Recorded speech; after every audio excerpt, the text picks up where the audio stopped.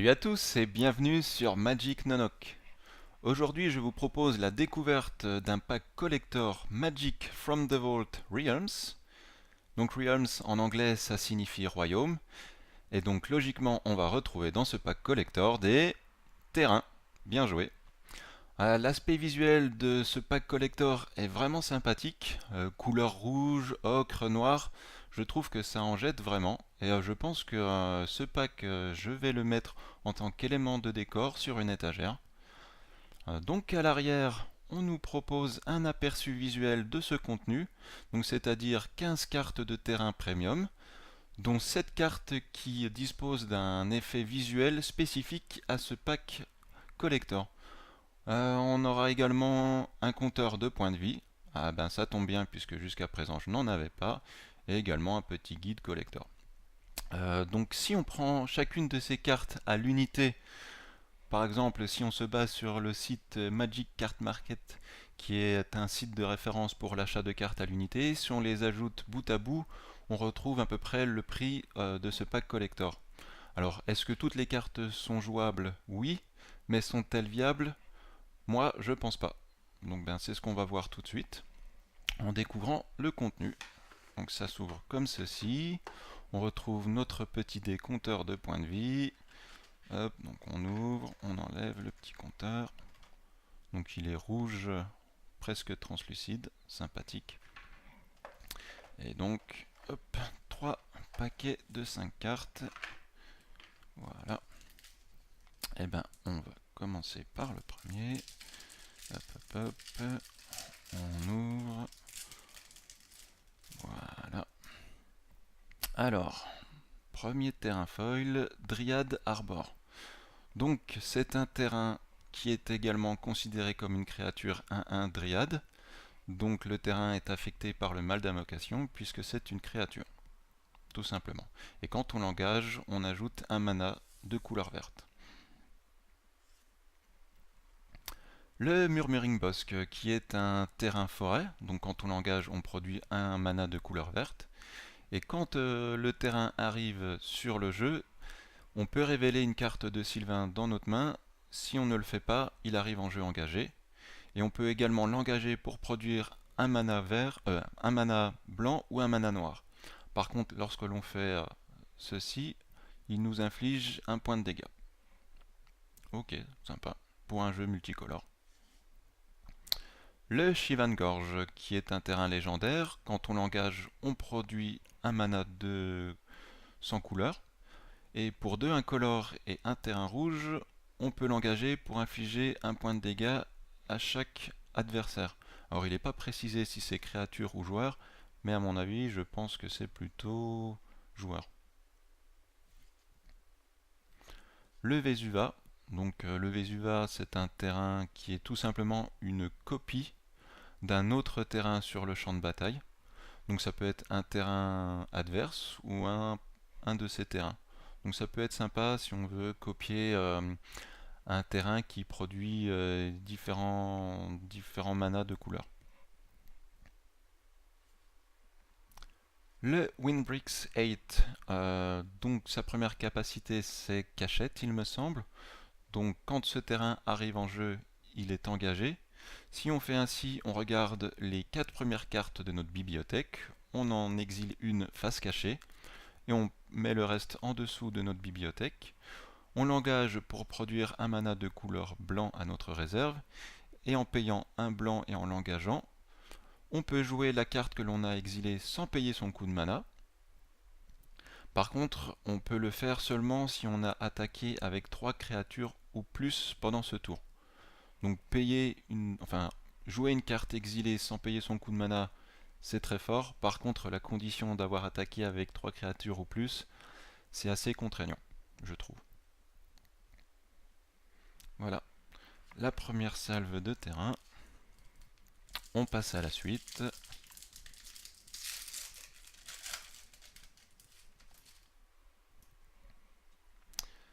Alors, on a cette fois-ci le Maze of Ith. Donc ce terrain, qu'est-ce qu'il fait? Donc quand on l'engage, on dégage la créature attaquante ciblée. On prévient toutes les blessures de combat infligés par elle et également les dégâts qu'elle devrait recevoir.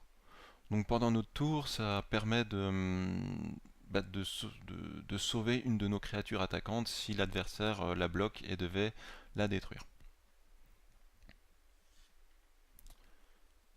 Le Forbidden Orchard, donc ce terrain, il produit un mana de n'importe quelle couleur dans notre réserve. Donc ça c'est vraiment fort.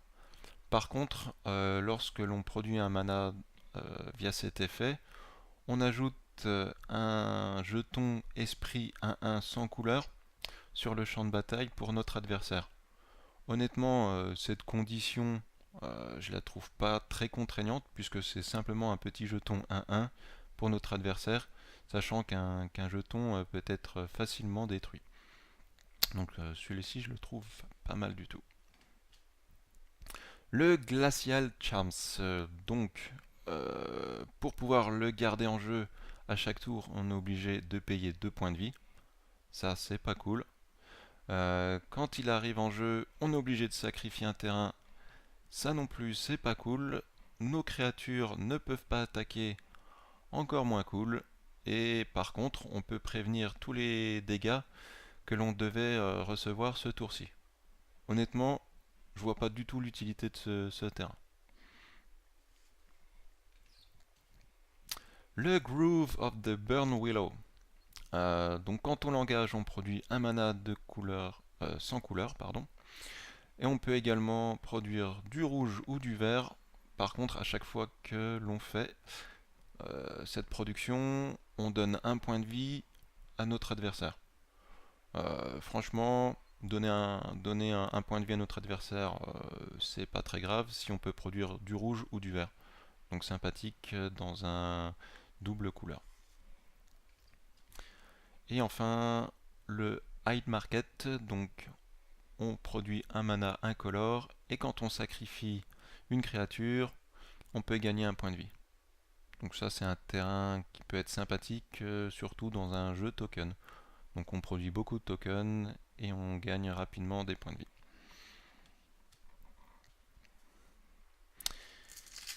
Dernier pack de terrain de ce pack collector. Alors le Urbog Tomb of Wagmoth. Donc c'est un terrain légendaire qui nous dit que chaque terrain est un terrain marais en plus de ses autres types.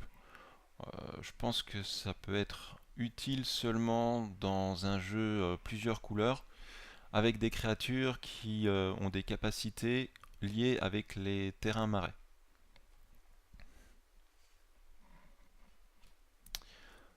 L'ancienne tombe, alors qu'est-ce qu'il fait? Quand on l'engage, on produit 2 mana incolores.